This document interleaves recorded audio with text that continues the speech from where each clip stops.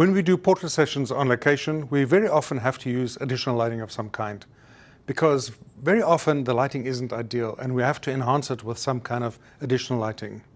Now, when we think of additional lighting, we often think of off-camera lighting of some kind, and we immediately revert to the idea of off-camera flash because that's the predominant way of how photographers deal with lighting that's not ideal and having to enhance it a little bit. Now, quickly, on-camera lighting or lighting from the camera's axis, the lens axis, usually not ideal. It tends to be flat. We want dynamic lighting of some kind, so we want lighting coming from a little bit to the side to enhance the lighting. A bit of a dynamic lighting, more light on one side, more shadow on the other side. It just looks better. Now, as I said, we often revert mentally to the idea of off-camera flash, but in low light situations we're working at 1600 ISO, f2.8, those kind of light levels, we might very well be better off using continuous lighting of some kind. With continuous lighting, video light of some kind, we can change the white balance easily from 3000 Kelvin to 5500 Kelvin or something like that, and better match the existing light or create a color contrast with the existing light. Hi, I'm Neil Van Niekerk. I'm a photographer based in northern New Jersey. I do all kinds of work. I'll post a link to my website so you can see the kind of work that I do. I also have a website for photographers with more than 1,000 articles, tutorials, reviews, all kinds of things where I like to help photographers. Now, back to the idea of using additional lighting with a video light source. I want to show you two photo sessions, one with a model and one with a surprise proposal session that I did in New York. Now, my preferred light for video light is the Profoto B10x. The video light is quite powerful. They increased it by 30% over the previous B10, and you can change the white balance between 3000 and 5800 or 6000 Kelvin, something crazy. I can change the settings, the intensity and the color with an app on my phone, so I don't have to reach up to the light or have my assistant change it for me. I can just look at the back of the camera and change it on my phone quickly and better match the exposure and the light. So this is the light that I usually take. Also then if I need to use flash, I've got a nice flash with me. Now in terms of the umbrella, I have a number of umbrellas. One of them is a shallow umbrella, white, it's translucent. It's shallow, so you can see the profile is fairly narrow. I can use it as a shoot-through or a bounce umbrella. But the thing is, these kinds of umbrellas spread the light very wide. I like it with more, not moody lighting, but more intimate lighting, like with a video light. I like the deep umbrella, a small, deep umbrella, also by Profoto. Now, if you look at the profile here, you can see it's deeply curved, so it tends to concentrate the beam of light a little more narrow than other lights, than other modifiers where the light is spread wide. I like it because of the light fall off, which is gradual but contained usually to the upper part of the body.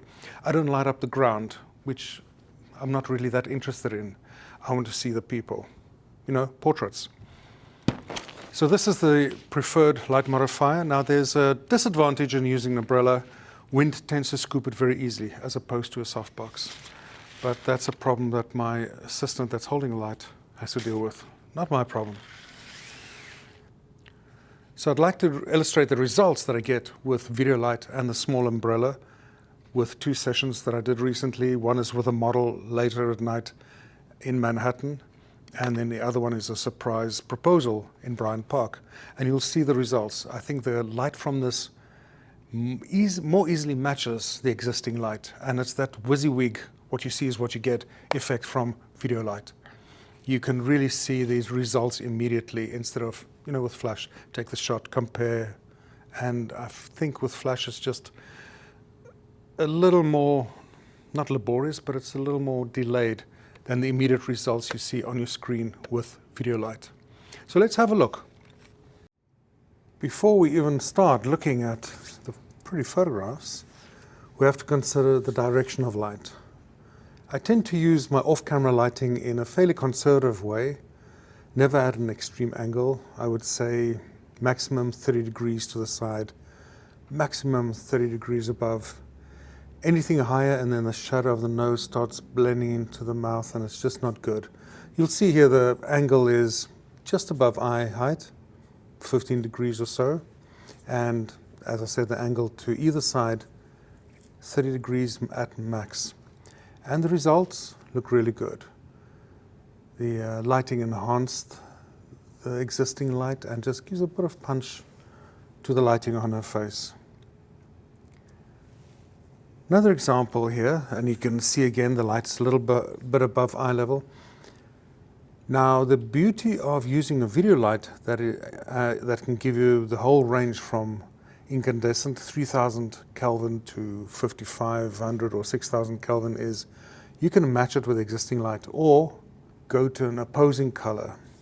So here we had the blue tones, the cooler tones of the early evening, and I used a warm white balance, and that just gives a splash of warm color on her with the blue tones in the background.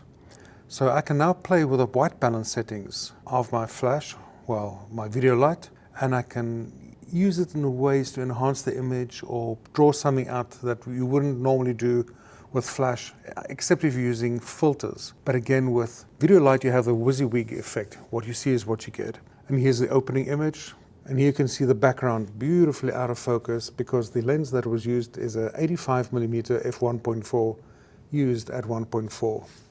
And really, you just need the front eye in focus for the portrait to work. And there's the pullback shot to show the position of the light. Very consistent in how I use the direction of the light. Posing our model in front of the oculus and just punching a bit of light in with a video light. And there you can see the position of the light. A little bit higher than before.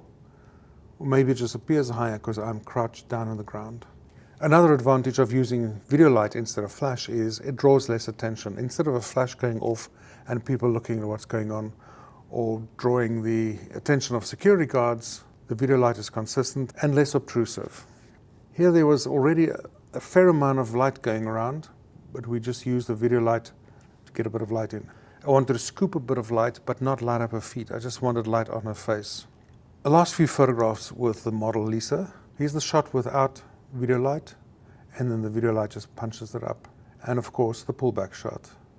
I really think the lighting out of this setup is phenomenal. But as I mentioned earlier on, you need lower light levels because the video light is just not as powerful as bright light. And on to another photo session where I used this video light. Now with the actual surprise proposal, we had to be very surreptitious as the photographers, so no flash. And mirrorless cameras really work very well here because you don't have to hold the camera eye height. You can hold it low down, flip the screen out a little bit, and be much less noticeable. We specifically chose to work here at a Christmas tree in Bryant Park because there's a lot of light, so no flash needed, and we could work with fairly reasonable camera settings using primes. You need a fast prime here, or one of the f2 zooms, where off-camera lighting works so well compared to people that insist they only use the available light is, I can find a good background, I place my subjects, and then I instantly have awesome light.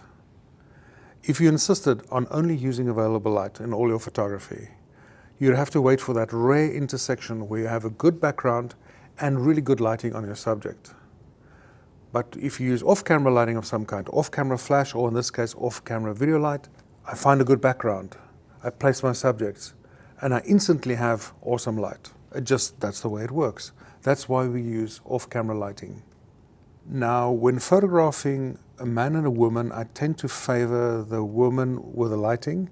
I want a little bit better lighting on her. So in this case, the light came from my right-hand side to shine over and light up her. The male figure can weather a bit less flattering light. But I think for a woman in the photograph, we want the lighting to be as flattering as possible. I hope you found that interesting and useful in expanding the range of techniques that you have, the range of lighting techniques that you have. Just not always reverting to off-camera flash, but off-camera lighting might be video light, which might be more suitable for certain photo sessions. Thank you, and like and subscribe, that usual thing. Appreciate it.